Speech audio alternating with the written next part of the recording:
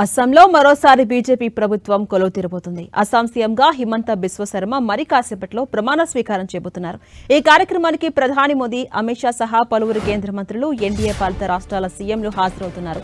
ఆంధ్రప్రదేశ్ ముఖ్యమంత్రి చంద్రబాబు కూడా హిమంత బిశ్వ శర్మ ప్రమాణ స్వీకారానికి హాజరు కాబోతున్నారు. అస్సాం ముఖ్యమంత్రిగా హిమంత బిశ్వ శర్మ వరుసగా రెండోసారి బాధ్యతలు చేపట్టబోతున్నారు. బీజేపీ ఎన్డీఏ శాసన సభాపక్ష సమావేశంలో ఆయన ఏకగ్రీవంగా ఎన్నికయ్యారు.